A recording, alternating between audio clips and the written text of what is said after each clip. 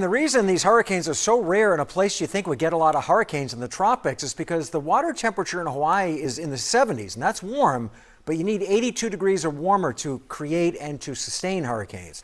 We've got to deal with this weather eventually coming in, but let's take a quick trip to Hawaii and see where the current position of Lala is. It is an 80-mile-an-hour storm. It will be whisking away, though, from the islands off to the east and weakening into a tropical storm as it does so. Heavy rain is the biggest threat, with the threat of mudslides, as was mentioned. Temperatures here are anything but tropical up in the North Country. We're already in the 40s. It's very, very dry air. It warms up nicely during the day. It cools off at night. And especially for this time of year, it is rare to have this kind of dry air, and that's why we have the cooler temperatures.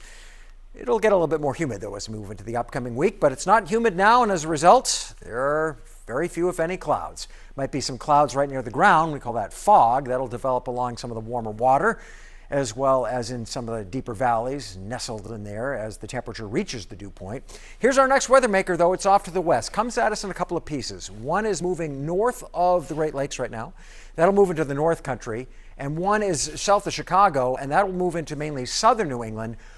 Both of those storms, or storm centers, will come in after dark tomorrow. So we do get one more decent day with increasing clouds granted tomorrow afternoon, and that next round of rain arriving for overnight, Sunday, and into the Monday morning commute, and then kind of lingering a little bit into Monday. Monday not looking like the greatest day weather-wise. After that, though, there's a patchwork of some showers and storms, but it'll be typical August fare. Mostly dry with just an occasional shower or thunder shower.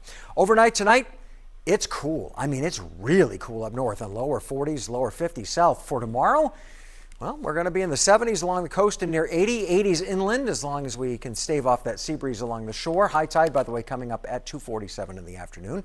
In through the Monadnock region, lower Connecticut River Valley, we're in the upper 70s to near 80. The clouds will arrive there first, though. They are coming in from west to east. So the sunniest weather will be in the morning and the farther east you go. Most of us, though, will be in the 70s to around 80, and even in the White Mountains, Mount Washington Valley, we're in the 70s. Higher elevations, cooler, of course. And up in the North Country, okay, we're only in the lower 70s, but keep in mind, the morning's going to be starting in the lower 40s. That is a 30-degree temperature jump. And here comes that 7-10 rain split, which kind of converges on us during the morning commute on Monday, and then eventually kind of just tapers off to some scattered showers and storms as we move into the afternoon. After that, Tuesday's looking nice, maybe a sprinkle of shower in the mountains. Most of us will stay dry. Same story on Wednesday, warmer too, more summer-like. And then we do cool off and clear out for the end of the week.